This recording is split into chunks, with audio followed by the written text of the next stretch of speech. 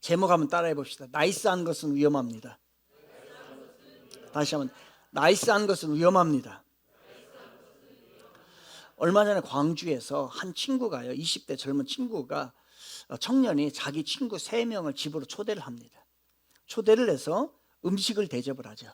음식을 대접을 하는데 과자를 주었어요. 그 3명의 친구에게 과자를 주는데 거기에 스리라차 소스 있죠. 스리라차 소스를 준비해서 그 과자에다 발라 먹게 합니다. 그래서 그 친구들은 그것을 먹었어요.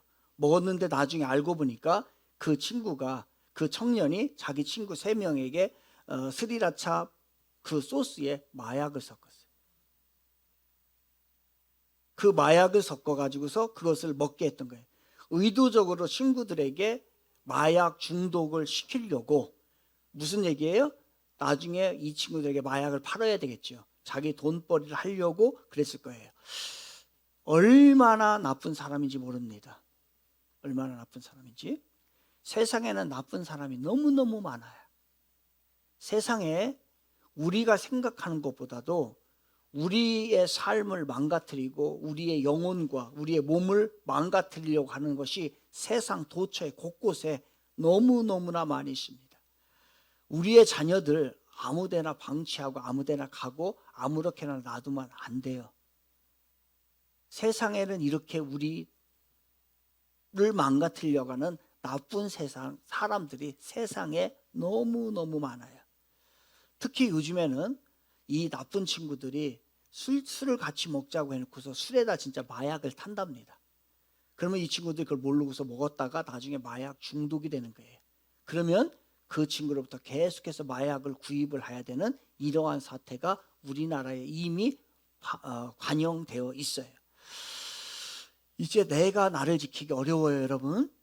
언제 어떻게 우리가 무너질지 몰라요. 특히 우리의 자녀들 안전한 곳이 아무데도 없어요. 그래도 안전한 곳이 교회예요. 하나님의 품 안에 있지 않으면 이제 우리가 언제 한순간에 훅 갈지 모릅니다. 그래서 어려서부터 믿음 생활 잘해야 되고, 또 우리 애들의 자녀를 교회에 잘 보내야 되고, 또 교회는 우리의 자녀들을 잘 교육하는 그러한 교회가 되어야 되지요. 근신하여 깨어있지 않으면 우리의 고귀한 한 생명이, 우리의 자녀들이, 우리의 인생들이 한순간에 훅 갑니다. 사탄은 우는 사자와 같이, 때로는 광명한 천사와 같이 우리들을 잡아 먹으려고 덤벼들고 있는 것이 이 세상이에요. 세상에 나쁜 사람들이 이렇게 많습니다. 반면에 나쁜 사람들이 있는 반면에 좋은 사람들도 많이 있어요. 배려심이 있는 사람들, 참 저 사람 보면 배려심이 많다, 자기보다도 더 배려를 하는구나. 그 다음에 얼마나 친절한지, 그 사람 얼굴만 봐도 친절해서 내 기분이 너무너무 좋아지는 사람들. 그리고 악한 것과 좋은 것, 그리고 자기가 원하는 것이 있음에도 불구하고 그것을 선택하지 않고 내가 바르게 살아야 되겠다라고 하면서 바른 것을 선택하고 살아가는 좋은 사람들도 세상에는 많이 있지요. 우리의 회사와 우리의 일터와 우리의 조직체, 그런 데서 아주 자기 것처럼 성실하게 돈만 생각하는 것이 아니라 그 일을 잘 해주는, 성실하게 일하는 사람들이 얼마나 많은지 모릅니다.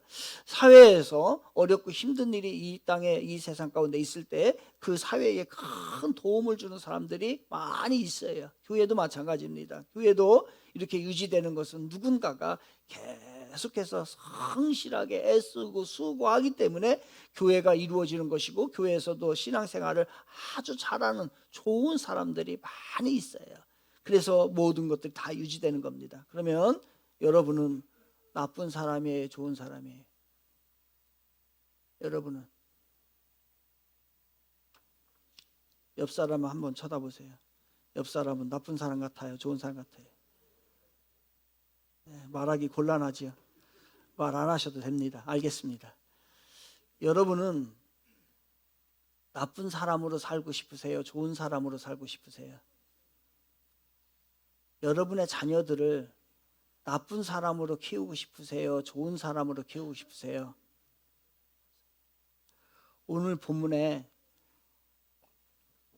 욥이라고 하는 사람이 등장을 하죠. 욥에 대해서는 믿든 안 믿든 어느 정도 다 알고 있습니다. 욥은 그럼 어떤 사람일까요? 욥은 나쁜 사람일까요? 좋은 사람일까요? 욥은 아주 좋은 사람이에요. 아주 멋진 사람이에요. 부러워할 만큼 멋진 사람이 누구냐면 욥이에요. 참 나이스한 사람입니다.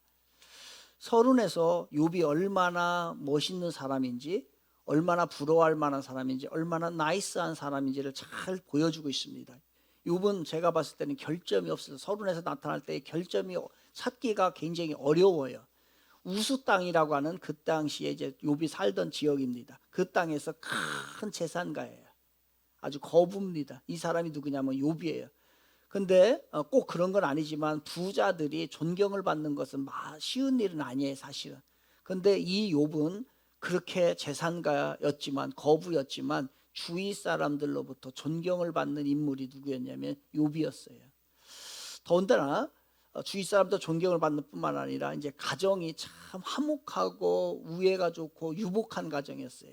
그래서 7남 3녀를 두게 됩니다. 7남 3녀를 두니까 그 자녀들이 또 나름대로 잘 자라는 유복한 가정을 꾸리고 있었지요. 거기에다가 그것만 있으면 안 되지요. 그것만 있으면 안 되는데 여기에다가 욥은 신앙까지 있어요. 하나님을 섬기는 그 신앙심까지 가지고 있었던 사람이 욥이에요.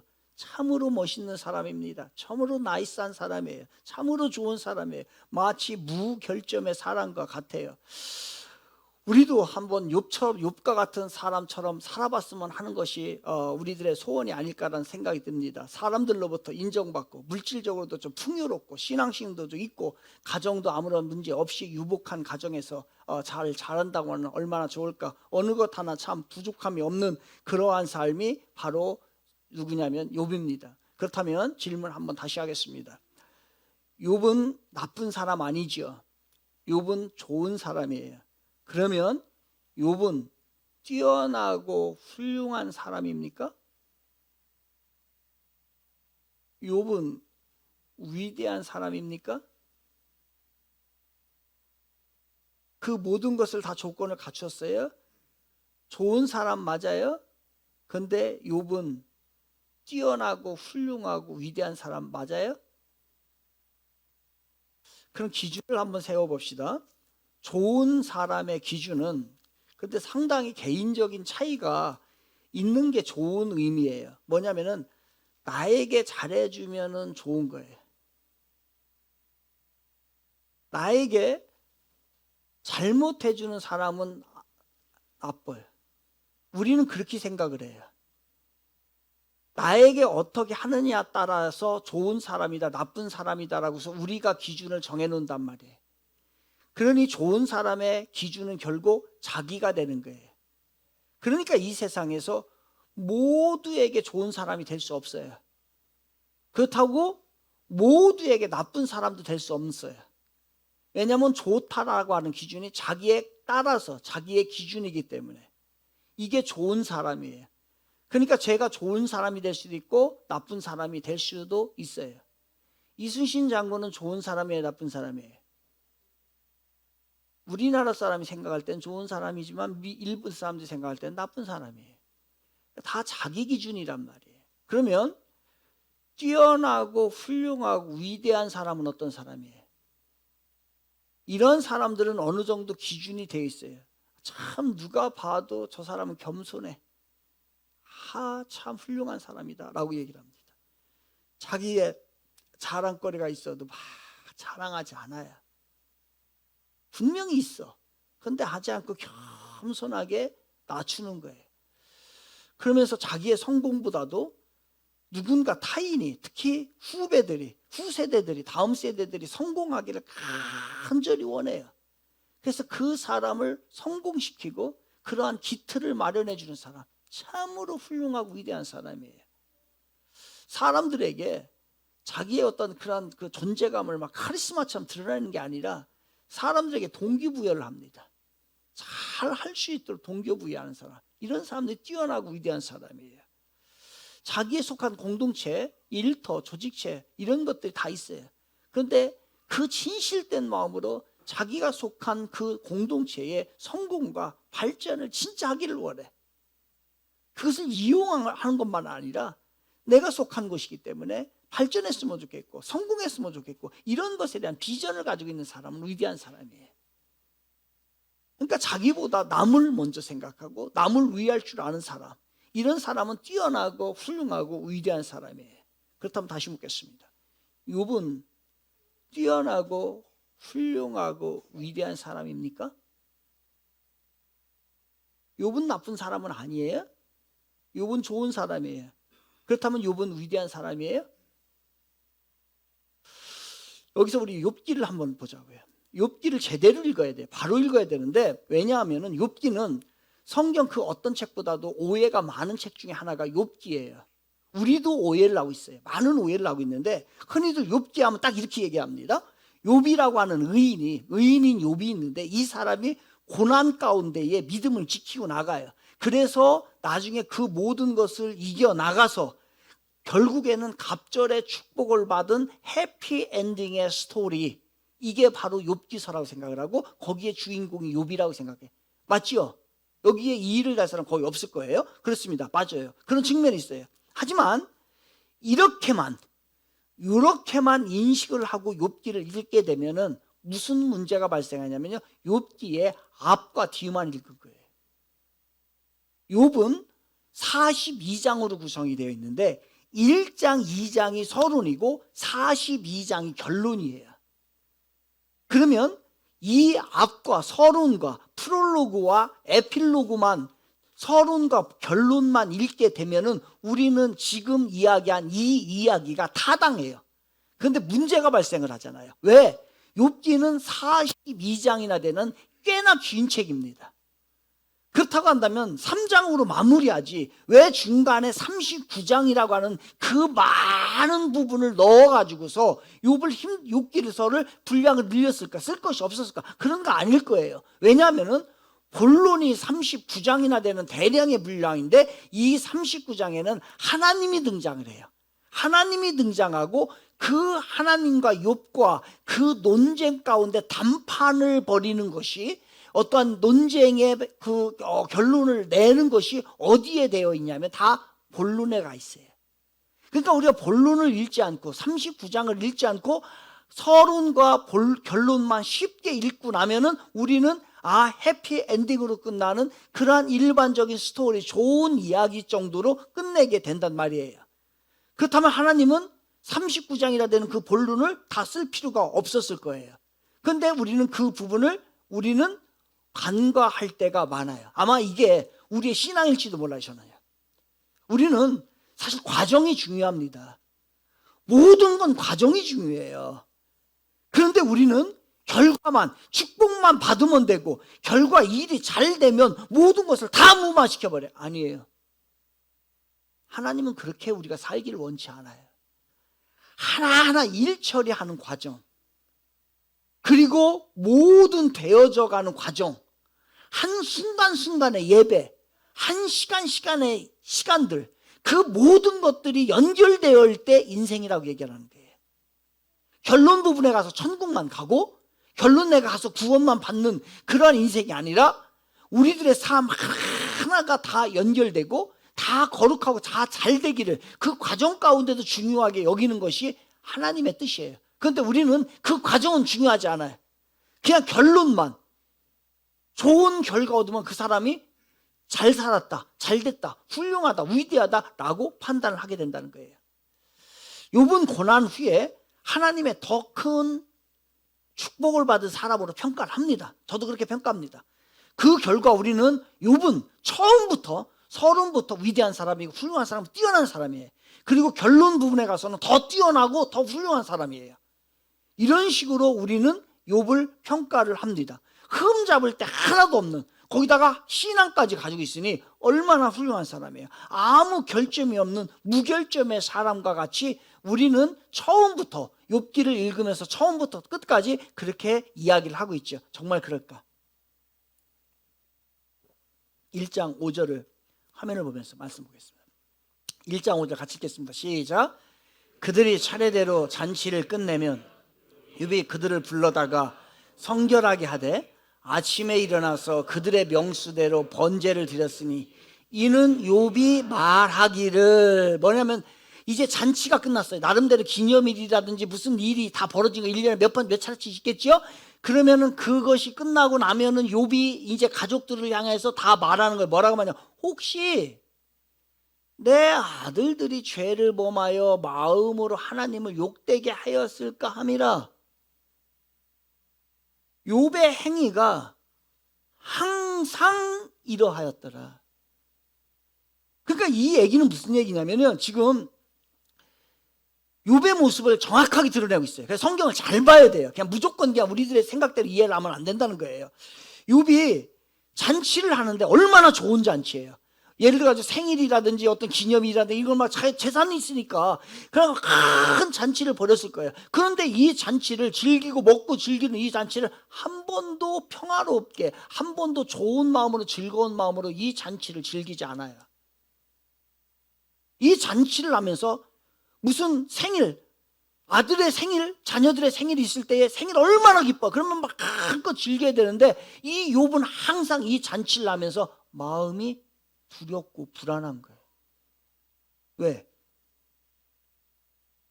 왜 지금 마음이 기뻐야 되는데 이게 끝나. 그래서 너무 마음이 불안한 거야. 그만 잔치를 하면서도 기쁨이 없는 거야. 맛있는 걸 먹으면서도 기쁨이 없는 거예요. 그 다음에 함께 어울리면서도 재미가 없는 거예요. 그러자마자 이 잔치가 끝나자마자 뭐냐면은 하나님 앞에 가가지고 번제를 드려요. 번제는요, 태워서 짐승을 태워서 하나님 앞에 드리는 거예요. burnt offering이에요. 그러니까 태워서, 이건 무슨 얘기냐면 하나님의 진노를 누그러뜨리기 위해서, 내가 혹시 무슨 죄라도 지었으면 하나님의 진노를 없애기 위해서, 누그러뜨리기 위해서 번제, 태워서, 짐승을 태워서 드리는 제사를 번제라고 하는데, 그 잔치가 끝나자마자 욥은요 번제를 하나님 앞에 드립니다. 왜 그랬을까요? 뭔 죄를 지었기 때문에. 그 잔치 가운데 무슨 일이 있었어요 도대체? 우리는 이거 한 번도 생각을 하지 않고 그냥 막 읽어댔던 거예요. 그러면서 욥은 처음부터 끝까지 위대한 사람, 고통 가운데서도 위대한 사람으로 우리는 평가를 해서 살았던 거예요. 크리스토퍼 애쉬라고 하는 사람이 이렇게 설명을 해요. 겉으로는 모든 것이 조화롭고 행복했지만 욥의 마음에는 깊은 걱정과 염려가 있다라고 얘기해요. 겉으로 봤을 때는 아무 문제가 없고 너무너무 좋아. 그런데 그 속에 들어가 보니까 걱정과 근심거리가, 이 속이 썩어 문드러졌어요. 마치 누구같이? 우리같이. 보면 완듯하게 입고 전차 다니고 넓은 아파트에서 아무 문제 없이 근사하게 살아갑니다. 근데 속에 들어가 보면 문제투성이고 걱정투성이고 염려투성이고 기도 제목이 한두 가지가 아닌 거예요. 마치 저같이. 보기에는 번지르하지만 들어가 보면 빈 가운인 거예요. 마치 저같이. 옆 사람 쳐다보세요. 어떤가? 겉은 번지르하고 좋아있고 행복해 보이는데 그 속을 알아야지. 그래서 크리스토퍼스 애쉬는 겉으로는 모든 것이 조화롭고 행복했지만 욥의 마음에는 깊은 걱정과 염려가 있었다. 마치 우리와 같이. 그러면 송병현 교수는 도대체 무슨 죄를 지었기 때문에 그 잔치가 끝나자마자, 잔치 가운데 무슨 죄를 지었기 때문에 잔치가 끝나자마자 하나님 앞에 용서해 주세요 라고 하면서 번제를 그렇게 잽싸게 드렸을까? 도대체 잔치 중에 무슨 죄가 있었길래 하나님의 저주를 걱정하고 있었을까? 욥은 이거에 대해서 송병현 교수는 이렇게 얘기합니다. 이 잔치는 술을 동반하는 잔치였기 때문에 문제가 되었다라고 얘기해요. 술. 모든 잔치는 예나 지금이나 술이 안 들어갈 수가 없죠. 술이 들어갑니다. 그러면 술이 막 들어갔어요. 술이 막 취했어. 남자들이 막 그냥 술을 막 여기까지 막 한 2, 3일만 잔치하는데 2, 3일 동안 하면서 여기까지 다 했어. 그러면 무슨 마음이 생겨요? 술이 이만큼 취했어. 이만큼 취하면은 무슨 생각이 들어요? 1번, 교회 가서 예배 드리고 싶다. 2번, 여자 손을 만지고 싶다. 몇 번이에요?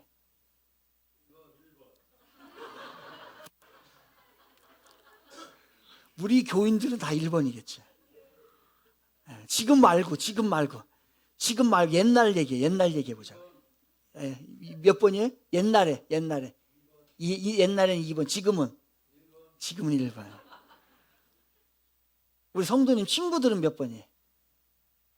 3번이에요. 완전 가버렸구나. 그냥. 거기 가서 마약까지 해버렸군요. 여러분, 술이 이만큼 들어가면 이 세상에 정신 차릴 사람 아무도 없어요. 그러면 그 다음에 죄를 짓는 거예요. 송병헌 교수는 그렇게 얘기하는 거예요. 이게 술잔치예요? 분명히 술이 있어요. 그러면 그 다음까지. 송병헌 교수는 여기까지 얘기해요. 술래 잔치였다. 근데 저는 그 다음 얘기는 제 얘기예요. 성적인 타락까지 간 거예요. 그러니까 이거를 그 10명의 자식들 중에서 한 명이라도 그 짓을 안 한 사람이 있겠냐고요. 9명은 제대로 가도 한 명 있을 거예요. 그러니까 욥이 마음이 늘 걱정이었던 거예요. 어떻습니까? 욥은 외적으로 경건한 사람이에요. 그런데 내적으로는 일종의 강박관념에 시달리고 있어요. 혹시라도 지금 하고 있는 이 축복이 한순간에 다 날아가는 거 아닐까? 이게 잔치 한번 잘못했다가 여기서 죄를 한번 저질렀다가 그동안에 우리가 가지고 있는 이 재산을 하나님 훅 불어버리는 거 아닐까? 건강을 하나님 건강으로 치는 건 아닐까? 그러한 마음으로 근심하고 두려움에 가득 찼다가 끝나자마자 잽싸게 이거를 해결하기 위해서 번제를 드린 거예요. 가지 많은 나무에 바람 잘 날 없다고 10명의 자식들 중에서 어떤 불행을 닥치지 않을, 또 어떤 짓을 하지 않을 그럴 것을 장담할 수 있는 것이 없단 말이에요. 그러니까 이 욥은 그 재밌고 기쁨이 가득한 잔치 가운데 평온과 기쁨이 없는 욥의 모습을 서론에서 나타나요. 우리는 이걸 못 보는 거예요, 지금. 욥에게 있어서 그러면 지금까지 여기까지 신앙이에요. 여기까지 서른 부분에서 신앙을 봤을 때 욥은 지금 하나님을 어떻게 생각하는 거예요? 하나님은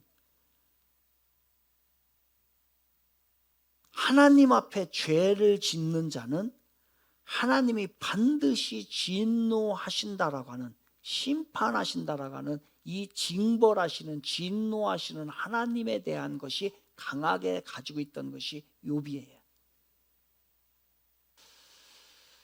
그래서 잔치가 끝나자마자 이 문제를 해결하려고 했던 것이에요. 여러분, 미신을 믿는 사람도 있습니다. 귀신을 믿는 사람도 있고요. 우상을 섬기는 사람들이 있어요. 모습과 유사해요. 그죠?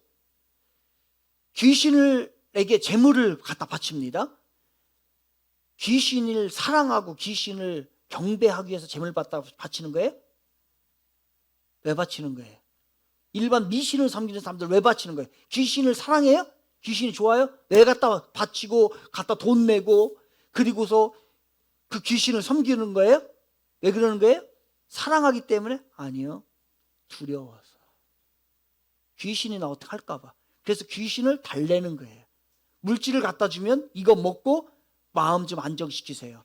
갖다가 제사상 차려놓으면 이거 먹고 좀 안정을 하세요 라고 하는 마음이 미신과 우상을 섬기는 사람들 속에 강해요. 그래서 이 두려움이 가득하다 보니까 이사하는 날도, 결혼식도, 돌잔치도 아무 날에 못해요. 귀신이 혹시나 이것 때문에 노할까 봐 못해요. 그래서 언제 해야 돼요? 손 없는 날. 손 없는 날 하는 거예요. 손이 있는 날 했다는 큰일 나는 거예요. 그러면은 손이 없는 날은 무슨 날이에요? 손이 없다. 손이 없다는 건 무슨 거예요? 세상에서. 손이 없다는 것은 이 손은 귀신이에요. 귀신인데 귀신의 이름이 손이에요. 손인데 이 귀신은 사방팔방 동서남북을 다 돌아다니면서 사람의 일을 방해하는 귀신을 손이라고 얘기해요. 다시 따져보면 손. 이 손이 아니에요. 그러니까 손이요. 그러니까 손이 없어요. 손이 없다고 하는 것은 동서남북에 귀신이 없어야 돼요. 왜? 방해하는 거니까. 이 악기가 없어야 되니까. 그래서 이 악기가 없을 때 이사를 해야 돼요. 그러면 악기가 있으면 방해하니까 이게 아주 평생에 계속해서 잘못된 거예요. 그러면은 이제 음력으로 따져요. 음력으로 따지는 거예요. 일자와 음력으로 따지는 자와 이자가 들어가는 날은 이 손이 어디에 사방팔방 동서남북 다 돌아다닌다고 했죠. 일자와 이자가 들어가는 날은 동쪽에 손이 없는 날이에요. 적어 놓으세요. 그리고도 여러분 이용하셔야 돼요. 음력으로 따져서 일자와 이자가 들어가는 어디에 없다고요? 동쪽에 손이 없어요. 이 귀신이 없단 말이에요. 악기가 활동을 하는 거예요. 그 다음에 3, 4가 들어가는 날, 음력으로 3, 4가 들어가는 날은 남쪽에 손이 없어요. 남쪽에. 그러니까 남쪽은 이사해도 돼. 5, 6이 들어가는 날은 서쪽이 손이 없어요. 그러니까 5, 6 들어가는 날은 서쪽이 막 이제 난리 나는 거예요. 이삿짐. 그 다음에 7, 8이 들어가는 것은 북쪽이에요. 그런데 이제 9자하고 10자가 들어가죠. 뭐 9일, 19일, 그 다음에 20일, 그 9자와 10자가 들어간 날은 이 손이 어디 가냐면 하늘로 올라간대요. 그래서 손이 이 땅에 동서남북에 없어. 그러니까 9자와 10자가 들어가는 날 이사를 해야 돼. 이게 손이 없는 날을 택한다는 거예요. 왜? 두려우니까. 그래서 오늘 따져보니까 오늘 음력으로 1월 29일에 오늘은 손이 있는 날이 없는 날이에요. 오늘 손은 없는 날이 귀신이 지금 하늘에 있단 말이에요. 그래서 오늘 이사하기 좋은 날이에요. 오늘 교회 안 나온 사람 지금 이사하나 정신없이 나가요.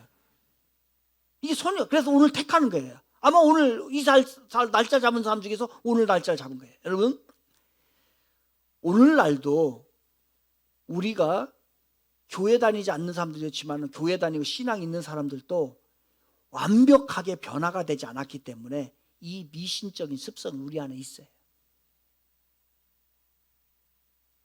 그래서 귀신을 과하게 두려워하는 것도 문제예요. 귀신이 없다라고 하는 것도 문제고.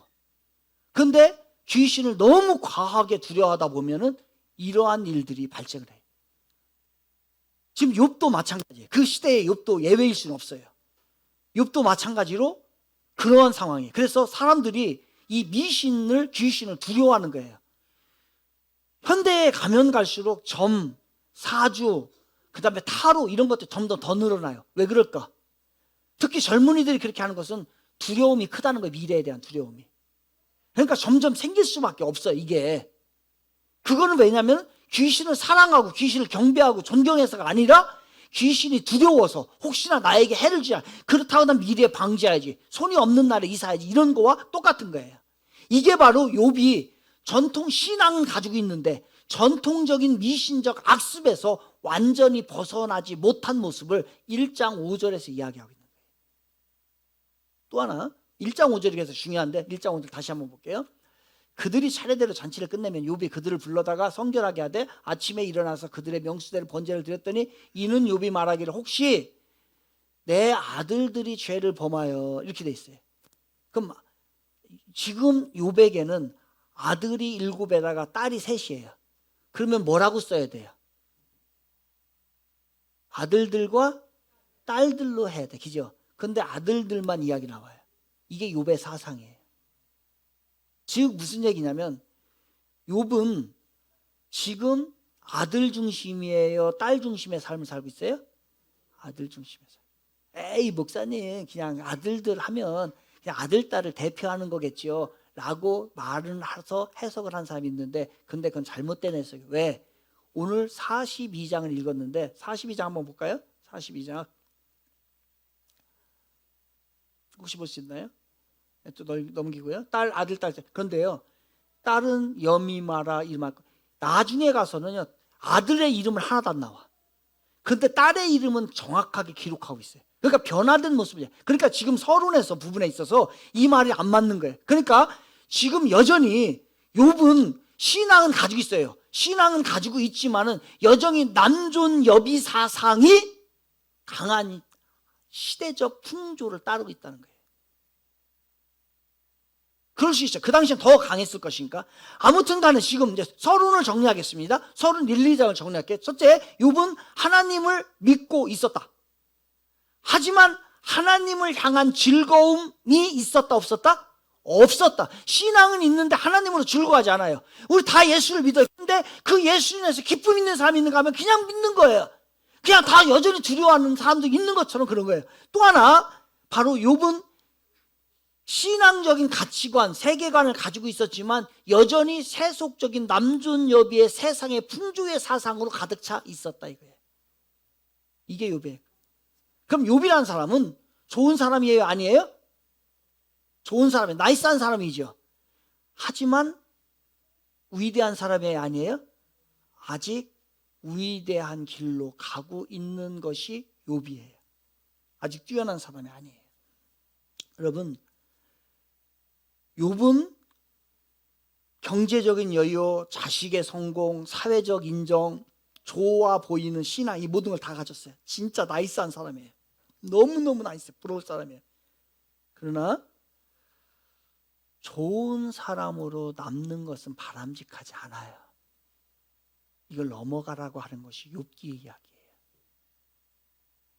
좋은 기업을 넘어 위대한 기업으로 라고 하는 책, 짐 콜린스 아주 유명한 책 있죠. 그 책의 앞부분에 이렇게 나와요. 좋은 것은 위대한 것의 적이다.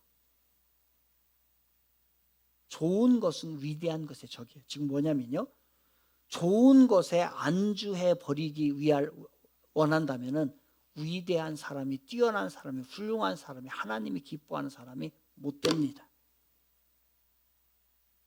나 요즘에 평안해, 좋아, 아무 문제 없어, 그래서 이렇게 살다가 죽고 싶어. 그냥 아무것도 안 해도 너무 좋아. 교회 오면 그냥 예배 드리고서 딱 가니까 아우 너무 나이스해, 너무 좋아.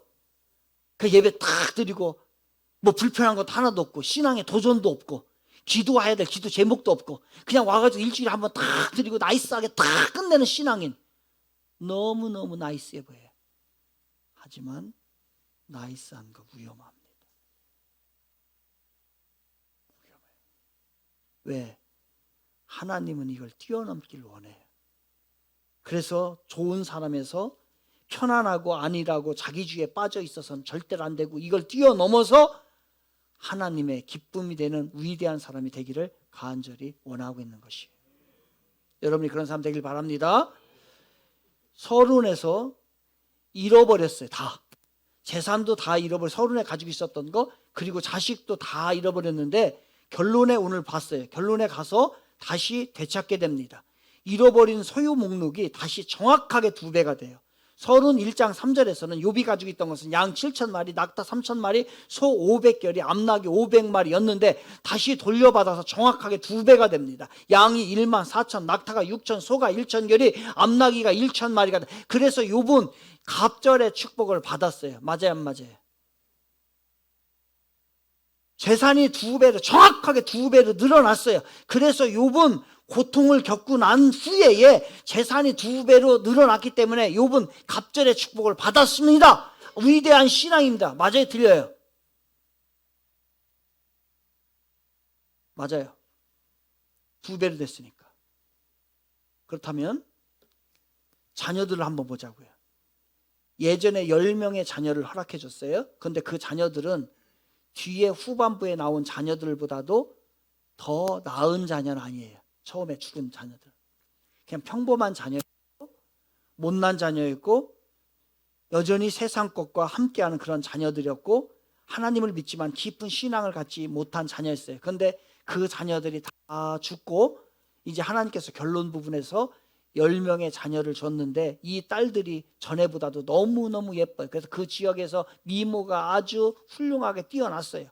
그리고 그 아들들이 있습니다. 아들들에 대해서는, 행적에 대해서는 나타나지 않지만 부모가 딸들에게 기업을, 유산을 준다고 했을 때 아들들은 하나도 반대하지 않습니다. 그것으로 봐서는 이 아들들도 참으로 훌륭한 아들임에는 분명합니다. 그렇다고 한다면 욥은 이 자식들로 인하여서 먼저 못난 자식들이 다 죽고, 그리고 결론 부분에 가서 다시 이 전 자식들보다 더 뛰어나고 훌륭하고 더 자랑거리가 많은 자녀들이 10명이 생겼어요. 갑절의, 숫자로는 갑절의 축복은 아니지만 상황적으로 봤을 때는 갑절의 축복이에요. 맞아요, 틀려요? 맞아요, 틀려요? 그러면은 욥은 처음부터 위대한 사람이었었는데 고통을 겪고 나서 결론 부분에 가서는 더 위대한 사람이 되었다. 그래서 해피엔딩의 스토리다라고 하는 거 맞아요, 틀려요? 맞죠? 정말 그럴까요? 정말 그럴까요? 욥이 재산이 갑절이 된 건 분명하게 갑절의 축복 맞아요. 부인할 수 없어요. 2배가 됐으니까. 그런데 자녀들 한번 보자고요. 이전에 자녀들은 부족한 자녀예요. 근데 죽었어요. 그리고 나서 다시 가장 아름다운 딸들을 주었어요. 이 자녀들을 얻었을 때에 부모는 기쁨이 컸을까요? 여러분, 못난 자식들은 죽고 새롭게 잘난 자식이 태어났어요. 그렇다고 해서 부모의 마음이 야, 갑절의 축복을 받았다. 참 하나님의 축복, 하나님은 축복의 하나님이다 라고 말하며 기뻐 뛸 수 있을까요? 여러분 같으면 그렇게 하겠어요? 여러분, 못난 새끼가 죽었어요. 그 새끼, 그 애미와 애비의 마음속에 평생 담고 갑니다. 이 새끼 못 낳기 때문에 도움이 안 됐기 때문에 잘 죽었다. 그리고 하나님이 더 좋은 인물, 자랑거리가 가득한 자식 줘서 하나님 고맙습니다 라고 해서 기뻐 날뛰면서 자식으로 인해서 하나님 세상 사람들이 나 갑절의 축복을 받았습니다 라고 하는 거예요? 맞아요? 아니에요. 왜 이렇게 세속적이에요? 우리가 그동안에 하나님에 대해서 성경에 대해서 그렇게 세속적으로 풀어왔어요. 10손가락 중에 안 아픈 손가락 있습니까? 여러분, 부모는 잘난 자식에 더 마음이 가요? 못난 미련하고 부족한 자식에게 더 마음이 가요? 그러면 지금 욥이 과거의 못난 자식들 다 죽고 새로운 10명의 자식을 줬으니까 기쁘다. 그래서 지금 이 욥이 기뻐하는 거예요? 이거 아니에요. 이 얘기하는 거 아니란 말이에요. 서론에서는 어두운 빛이 비칩니다. 빛은 빛인데 마음이 어두워요, 욥이. 근데 결론 부분에 가서는 이 빛이, 이 조명이 환하게 비쳐서 욥이 기뻐하는 모습을 드러내는 거예요, 지금 이게. 그렇다고 한다면 욥은 왜 기뻐할까? 물질의 2배를 받았기 때문에. 그 고난 내가 잘 이겨서 물질의 2배를 받고 자식이 더 좋은 자식들을 얻었기 때문에 그럴까요? 아니에요. 그 얘기하는 게 아니에요. 욥은 그것 때문에 기뻐하는 게 아니라 그래서 39장의 본론의 과정이 중요하다는 거예요. 그 과정을 겪으면서 하나님의 회복과 하나님의 임재를 깨달았던 거예요.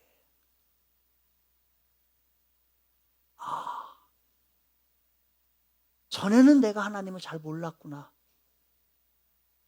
내가 하나님을 알아도 이만큼밖에 몰랐구나. 그런데 하나님께서는 위대한 계획을 가지시고 정말로 나를 끝까지 사랑하시고 회복시켜 주시며 오늘 나와 함께 동행하시는 그 하나님이구나 라고 하는 것을 제대로 알게 되어서 기뻤던 거예요. 하나님 안에 있는 두려움, 하나님 때문에 느껴지는 그 신에 대한 두려움이 아니라 하나님 때문에 그 고통도 이길 수 있고 모든 것을 건널 수 있는 하나님의 은혜가 가득한 분이시구나 라고 하는 그것을 맛보았기 때문에 그 물질과 모든 환경을 다 내려놓더라도 욥은 기뻐할 수 있었던 거예요. 영적인 기쁨일 거예요. 육적인 것이 가득 채워져서 2배가 되어서 갑절이 되어서 내가 갑절의 축복을 받았으나 이것이 아니라 내가 영적으로 다시 거듭났어. 영적으로 축복을 받았구나. 라고 하는 그 하나님을 알았기 때문에 욥은 바로 지금 이 상황에서 기뻐하고 있는 거예요. 우리는 좋은 사람 되기 원해. 인정받고 싶고 재정 여유를 갖고 편안하게 살고 싶고 우아하게 신앙생활을 하고 누가 비난하면 싫고 아주 나이스하게 살고 싶어요. 하지만 나이스한 거 위험합니다. 이거 하나님이 원하는 거 아니에요. 버리세요. 편안하려는 거, 주님 없이 진실된 주님을 모른 채 세상 부귀영화 누리는 거, 이거 이 나이스한 것 위험한 겁니다. 우리는 하나님으로 인하여 하나님의 임재로 인하여 기쁨이 있는 생애가 되어야 될 줄로 믿습니다. 우리의 인생이 하나님의 기쁨과 하나님의 동행으로 가득 찬다면 우리는 기뻐할 수 있다는 거예요. 아이스한 것 꿈꾸지 마세요. 주님과 동행함이 여러분의 기쁨인 것입니다. 이러한 인생을 걸어가는 저와 여러분 되시기를 주님의 이름으로 축원을 드리겠습니다.